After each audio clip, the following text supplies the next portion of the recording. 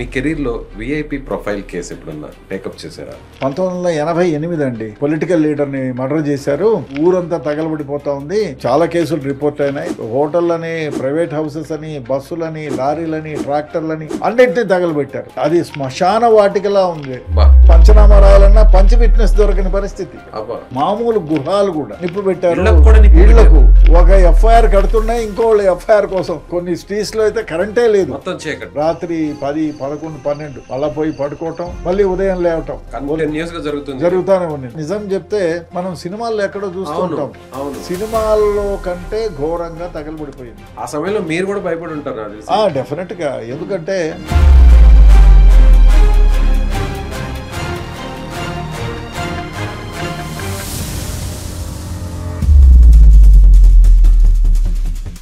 రోజుల కోర్సు పూర్తి చేస్తే చాలు 100% ప్లేస్మెంట్ సపోర్ట్ తో సాఫ్ట్వేర్ జాబ్ మీ సొంతం. వెంటనే కోడ్ జ్ఞాన్ డెస్టినేషన్ ని సంప్రదించండి. Welcome to Suman TV.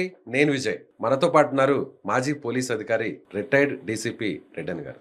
Sir నమస్తే. నమస్కారం అండి. మీరు చాలా కేసెస్ ని సాల్వ్ చేస్తుంటారు. చిన్న దొంగతనాల కేసులు చూస్తుంటారు, దొమ్మి కేసులు చూస్తుంటారు, హత్య కేసులు చూస్తుంటారు, దోపిడీ కేసులు, మానభంగం కేసులు, ఇలా రకరకాల కేసులు చూస్తుంటారు. మీ కెరీర్ లో విఐపి ప్రొఫైల్ కేసు ఎప్పుడన్నా మీరు టేకప్ చేశారా? 1988 అండి. డిసెంబర్ నెల, నాకు డేట్ ఏదో గుర్తులేదు కానీ సిఐడి ఆఫీస్లో ఉంటే అందరినీ డీజీ గారు రమ్మంటున్నారు, అడిషనల్ డీజీ గారు రమ్మంటున్నారు. అంటే అందులో కొంచెం ఇంపార్టెంట్ వాళ్ళని, బాగా ఇన్వెస్టిగేట్ చేసే వాళ్ళని రావాలన్నారు. ఆయన రాగానే కూర్చోబెట్టి అందరికీ చెప్పారు, you are all going to Vijayawada. So Vangaveeti Mohan Ranga అనే పొలిటికల్ లీడర్ ని మర్డర్ చేశారు. ఆ రంగా గారి హత్య కేసులో అది ఊరంతా తగలబడిపోతా ఉంది. సో చాలా కేసులు రిపోర్ట్ అయినాయి. దాన్ని ఇన్వెస్టిగేషన్ చేయడానికి మీరు ఎట్టి పరిస్థితుల్లో అక్కడికి వెళ్లాల్సి ఉంటుందని చెప్పి అప్పటికప్పుడు 2 hours టైం ఇచ్చారు. అసలు రంగా కేసు అంటేనే సంచలనం. రాజకీయాల్లో ఆయన ఒక సంచలనం. ఆ తర్వాత ఆయన హత్య గావించబడడం, ఆ తర్వాత జరిగిన వరుస ఇన్సిడెంట్స్ అన్ని కూడా ఇప్పటికీ కూడా సంచలనం. అయితే పిలిచారు. సరే అని అప్పటికప్పుడు సిఐడి జీప్స్ తెప్పించుకొని 2 hours టైం ఇచ్చారు. 2-3 hours.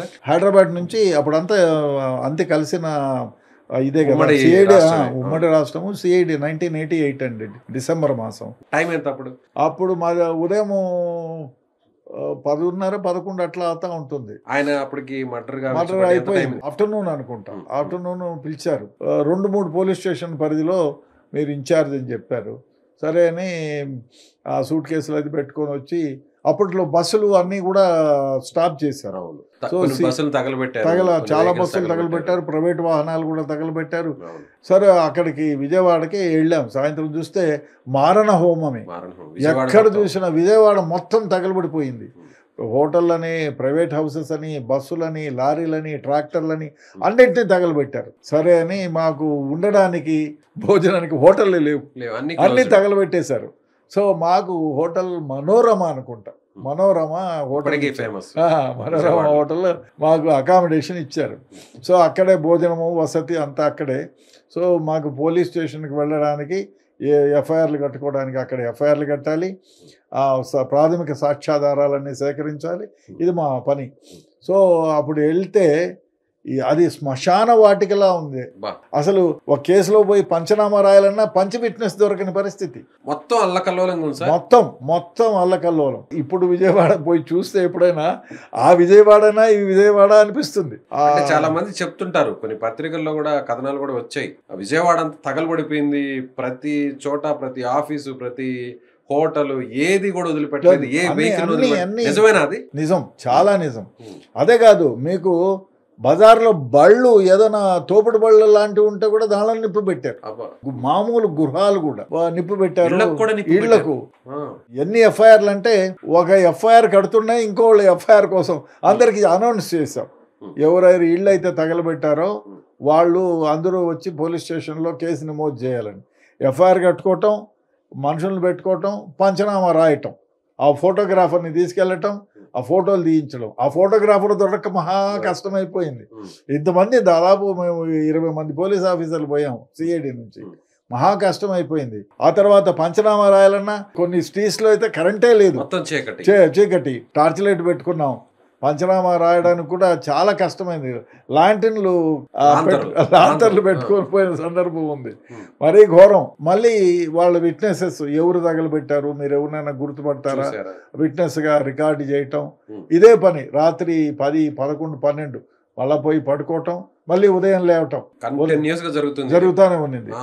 చాలా నిజం చెప్తే మనం సినిమాల్లో ఎక్కడో చూస్తుంటాం, సినిమాల్లో కంటే ఘోరంగా తగలబడిపోయింది. మీరు చెప్తుంటే నాకు కళ్ళ ముందు ఆ సీన్స్, సినిమాలో ఉన్న సీన్స్, చాలా చోట్ల వెళ్తుంటారు, రౌడీ మూకల్లాగా వచ్చేస్తుంటారు, పెట్రోల్ పోసేస్తుంటారు, వెహికల్ని తగలబెట్టేస్తుంటారు, కొడుతుంటారు. ఏ వస్తువు మేము పోయేటప్పటికి పొగలు వస్తున్న శ్మశాన వాటిక మరి అంతే. ఏలూరు లాకల దగ్గర అయితే మేము ఇంకా ఆపడానికి ఎవరూ లేరు. ఆ సమయంలో మీరు కూడా భయపడి ఉంటారు డెఫినెట్గా. ఎందుకంటే చాలా దారుణమైన పరిస్థితి. ఇన్వెస్టిగేషన్లో కూడా ఒక్కొక్కరికి ఎఫ్ఐఆర్లు రాయలేక చేతులు నొప్పి పెట్టిన సందర్భాలు. ఎన్ని ఇన్సిడెంట్స్ జరుగుంటాయి సార్? దాదాపు 400 ఏమో జరిగింటాయో, 500 జరిగింటాయో, ఇంకా ఎక్కువ జరిగింటాయో. 500 ఎఫ్ఐఆర్లు నమోదే. చాలా ఎఫ్ఐఆర్లు నాకు గుర్తులేదు. నేనే ఒక 20-25 ఎఫ్ఐఆర్లు కట్టాను. నేను ఇన్వెస్టిగేషన్ చేస్తూ ఉండగానే మా తండ్రి గారు పదించారని చెప్పి నాకు అప్పట్లో ఫోన్లు లేవు. ఆ రేడియో సెట్లలో కమ్యూనికేట్ చేస్తే అప్పుడు వెహికల్స్ ఏం లేవు. ఏదో వెహికల్ ఊరు నుంచి తెప్పించుకొని అక్కడ నుంచి బయలుదేరిపోవాల్సి వచ్చింది. నిజంగానే హృదయ విదారకమైనటువంటి విజయవాడని చూశాను. తగలబడిపోయిన ఇల్లు, ఆ షాపులు, ఆ వ్యాపార సంస్థలు, ఆ రోడ్లన్నీ కూడా ఇప్పుడు చూస్తుంటే అవే గుర్తుకొస్తుంటాయి. డెఫినెట్గా. Thank you sir.